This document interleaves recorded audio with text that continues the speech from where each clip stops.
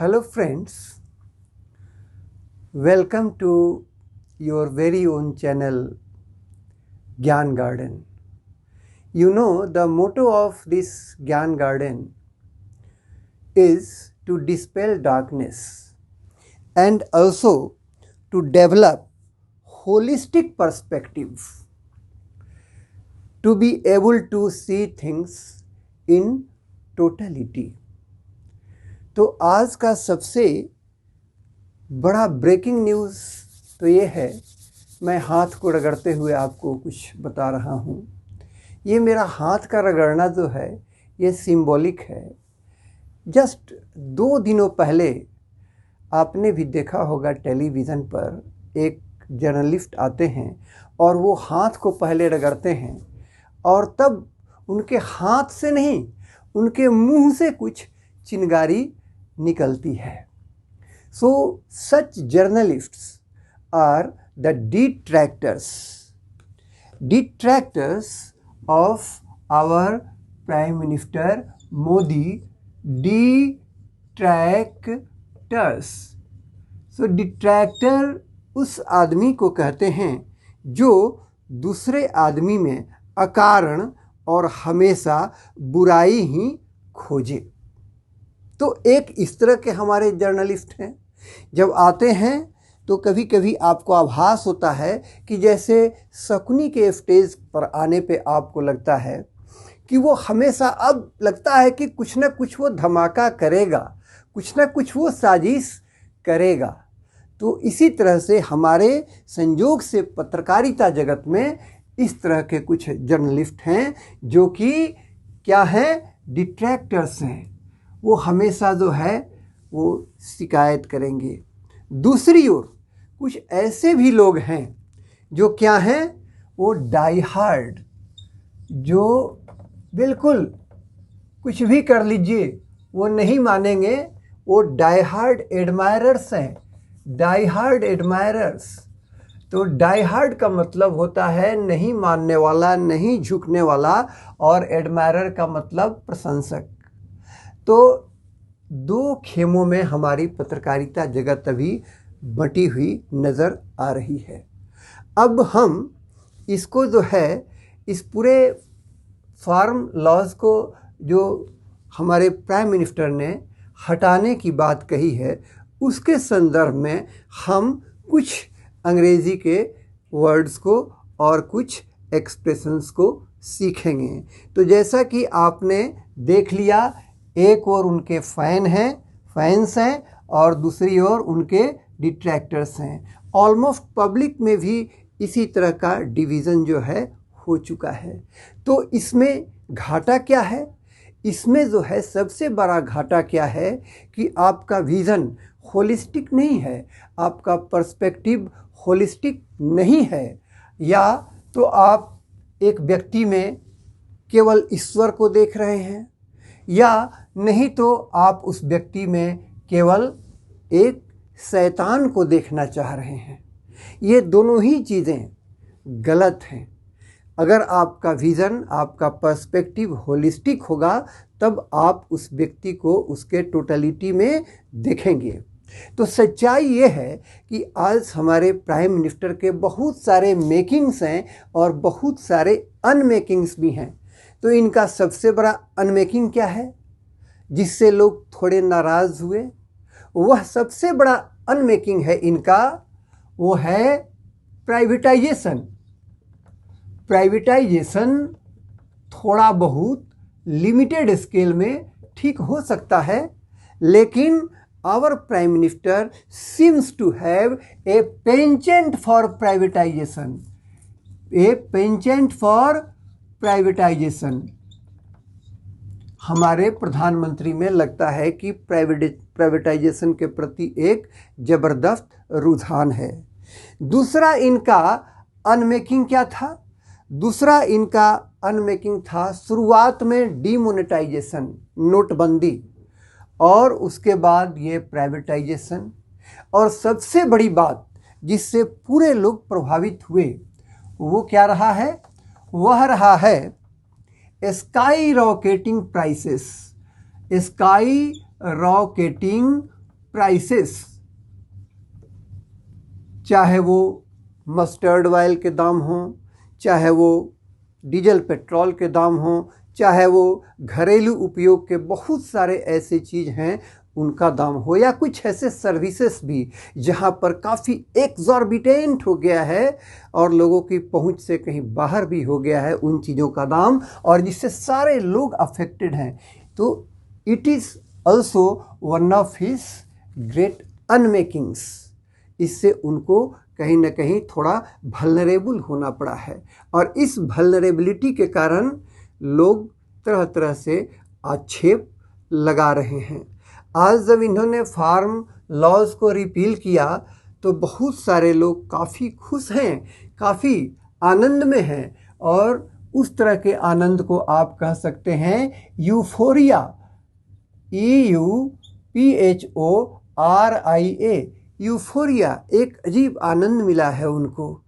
और कुछ लोग क्या कर रहे हैं कि ऐसे लोग जो काफ़ी यूफोरिक हैं वह तरह तरह से फेसबुक पर, सोशल मीडिया के और भी जो प्लेटफॉर्म्स हैं, क्या हो रहा है अभी, people are hurling innuendos, people are hurling innuendos, innuendos, तरह तरह की बातें, अनप्लीजेंट बातें इनके बारे में कही जा रही हैं और इनके पॉलिसीज़ के बारे में कही जा रही हैं। तो अगर बात केवल इनवेंडोज तक रहती तो ठीक है, but some people are hurling abuses, गाली नुमा शब्दों का भी लोग इस्तेमाल कर रहे हैं। Okay, some people are using dirty slangs against this person.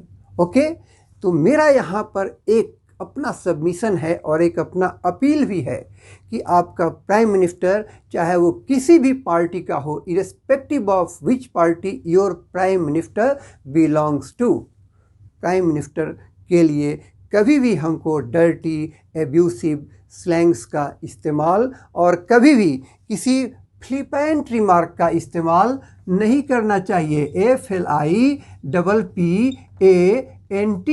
Flippant remark का इस्तेमाल नहीं करना चाहिए। अब हम इनके कुछ स्ट्रेंथ की बात करते हैं। तो सबसे बड़ा स्ट्रेंथ है as long as he is on the scene. सबसे बड़ा एक आपको रिलीफ है कि आपने पहले जितना बम ब्लास्ट वगैरह देखा बहुत सारे शहरों में आए दिन, जिस तरह से आतंकवादी अटैक करते थे और सैकड़ों लोगों को मार देते थे, वो that thing has become a thing of the past. ठीक है, तो ये सबसे बड़ा मेकिंग है हमारे प्राइम मिनिस्टर का, और ये सेंस ऑफ सिक्योरिटी जो कंट्री को मिला है वह जो है काफ़ी बहुत बड़ी उपलब्धि है, बहुत बड़ी बात है। इसलिए इसको कहीं ना कहीं आपको ध्यान में रखना पड़ेगा। अब हम इसमें कुछ शब्दों को सीखें। तो बहुत सारे लोग यह कह रहे हैं कि our prime minister has eaten crow. तो ईटिंग क्रो क्या होता है? ईटिंग क्रो, क्रो मीन्स कौवा। ईटिंग क्रो का मतलब होता है कि आप जब शुरू में कोई बहुत अच्छा स्टैंड लेते हैं, मजबूत स्टैंड लेते हैं किसी इशू को लेकर, उसे आप लागू करना चाहते हैं, उस पॉलिसी पे चलना चाहते हैं, लेकिन आप फिर कुछ दिनों के बाद कहते हैं कि नहीं, मैं इसे वापस लेता हूँ। ठीक है, आप बैक ट्रैक करते हैं। तो ऐसी परिस्थिति को डिस्क्राइब करने के लिए हम कहते हैं ईटिंग क्रो, यानी कौवा खा लेना। एक बहुत बड़ी ये बेइज्जती है। अब यह है कि नहीं यह मैं नहीं कहता, बट हमने एक संदर्भ में इस शब्द का इस्तेमाल अभी कर दिया, eating crow. Okay, when you face some humiliating defeat and you accept the defeat after having taken a very strong stand, that is called eating crow. Okay? अब हम एक और एक्सप्रेशन इसी संदर्भ में देखें। वह एक्सप्रेशन है biting more than you can chew. Biting more than you can chew, biting more than you can chew. उतना ही टुकड़ा तोड़कर मुंह में डालिए जब कुछ आप खा रहे हैं जिसको आप चबा सकते हो, निगल सकते हो। लेकिन अगर आप कोई बहुत बड़ा चीज़ निगलने का कोशिश किए तो फिर क्या होगा, हो सकता है कि उसे आपको उगलना भी पड़े। इसलिए इस परिस्थिति को आप अगर कहीं डिस्क्राइब करना हो अपने जीवन में, अपने रोज़मर्रा की बातों में, तो आप ऐसे परिस्थिति को डिस्क्राइब करने के लिए कह सकते हैं कि don't bite more than you can chew. उतना ही औकात के हिसाब से काम करो जितना कि तुम कर सकते हो। बहुत ज़्यादा अगर आपने रिफॉर्म का सोच लिया, एक से एक रिफॉर्म, लगातार रिफॉर्म, ओके, तो क्या हुआ, यह एक तरह से काउंटर प्रोडक्टिव हो गया और कहीं ना कहीं फिर आपको बैक ट्रैक करना पड़ सकता है या पड़ रहा है। अब एक शब्द का इस्तेमाल करते हैं। यह शब्द है एल्बाट्रॉस। अल्बाट्रॉस एक चिड़िया है जो बहुत दूर का सफ़र कर जाती है बिना थके हुए समुद्रों को पार करके। लेकिन एल्बाट्रॉस से जुड़ी एक कहानी है, वह कहानी मैं यहाँ नहीं बताना चाहता हूँ। तो एल्बाट्रॉस अराउंड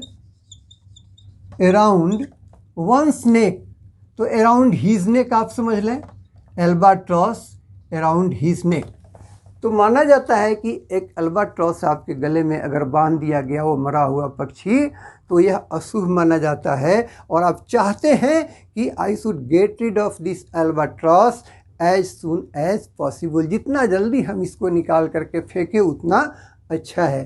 तो यह जो फार्म लॉज थे, these laws had become just like an albatross around his neck. इसलिए इन्होंने क्या किया, इन्होंने उससे छुटकारा पा लिया। इस तरह से हमने दो चार शब्दों को अभी सीखा है और हम यही कोशिश कर रहे हैं कि हमारा विज़न होलिस्टिक हो, हम चीज़ों को टोटलिटी में देखें। अब इसके लिए भी कुछ एक्सप्रेशंस हैं। आइए, बहुत अच्छे एक्सप्रेशन हैं, इसको हम देख लेते हैं।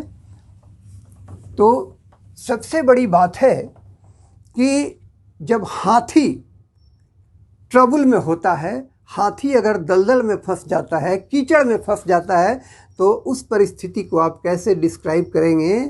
तो when an elephant is in trouble, when an elephant is in trouble लिख सकते हैं, when an elephant is in trouble.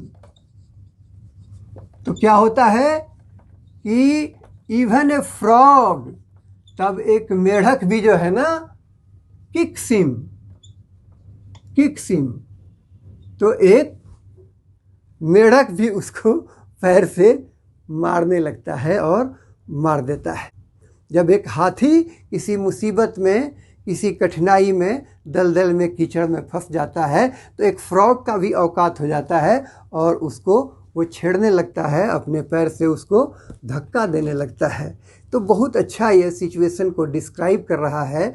Our prime minister is undoubtedly a giant personality of a giant stature, बहुत बड़ा स्टेचर है, okay, with a humble spirit. उनका spirit जो है वो काफ़ी विनम्र है, लेकिन अभी थोड़ी कुछ वल्नरेबिलिटी आई है। हो सकता है इलेक्शंस में कहीं थोड़े कुछ कठिनाइयों का सामना करना पड़ा है, तो उसके कारण जो है हो सकता है कि अब बहुत सारे ऐसे मेढक हैं जो चाह रहे हैं कि इसका हम थोड़ा आनंद लें और they are kicking him, okay.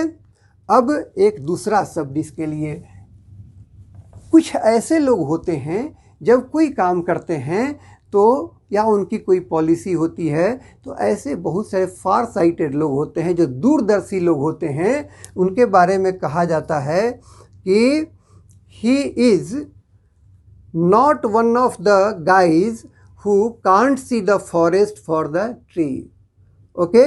अगर कहा जाता है कि if you are not able to see the forest for the tree, to be not able to see the forest for a tree. आपको इमीडिएटली एक पेड़ दिख रहा है लेकिन आपको फॉरेस्ट नहीं दिख रहा है। ऐसे बहुत सारे लोग होते हैं। So they are short sighted, but our prime minister may be a far sighted person, एक दूरदर्शी हो सकते हैं और इन्होंने देखा है कि नहीं, अभी बहुत सारी चीज़ों पे विचार करते हुए कि हमको जो है, हम फॉरेस्ट को देख रहे हैं, हम अभी ट्री को नहीं देख रहे हैं। तो यह एक्सप्रेशन हमने यहाँ पर सीखा। अब एक और मज़ेदार एक्सप्रेशन हम लेते हैं, वह है never sacrifice happiness for achievement. और अगर पूरे चीज़ को हम समअप कहें तो इन्होंने अपने निर्णय में इस चीज़ को दिखाने का कोशिश किया है। क्या कोशिश किया है, इसको हम देखें। यह एक बहुत बड़ा मोरल लेसन है कि we should never sacrifice happiness, never sacrifice happiness, never sacrifice happiness for achievement. यानी हम किसी उपलब्धि के लिए, केवल नाम करने के लिए, गिनाने के लिए कि देखो हमने इस चीज़ को भी बहुत कड़ाई से लागू कर दिया, ठीक है, लेकिन उससे कहीं ना कहीं आपकी खुशी प्रभावित होती है। तो बहुत सोच विचार करके इन्होंने एक होलिस्टिक निर्णय लिया। और वह निर्णय क्या था, इस फार्म लॉज को तत्काल वापस ही कर लेना और इस पूरे चीज़ों का, पूरे एपिसोड का एक तरह से पट्टाछेप कर देना। अब मैं चाहता हूँ कि ज्ञान गार्डन की ओर से एक छोटी सी कहानी हो जाए। यह छोटी सी कहानी है, रामकृष्ण प्रायः इस कहानी को कहते थे कि मनुष्य अगर अपने खराब दिनों को भी बड़ी मज़ेदार तरीके से, ठीक है, सोचता है और उसी में रस लेता है, अगर उसकी बुरी प्रवृत्ति रही है और उस बुरी प्रवृत्ति में भी उसको आनंद आता है, पुराने दिनों को याद करता है। वो जैसे आजकल बहुत सारे लोग, लग रहा है they are pining for the old days, लगता है कि कितने सुखद दिन थे, उसको याद करके बहुत सारे लोग दुबले होते जा रहे हैं। They are pining for the old days. कौन से दिनों की बात आप जान रहे हैं कि the old days were not good, the old days were something like an ordeal, बहुत कठिन दिन थे वो।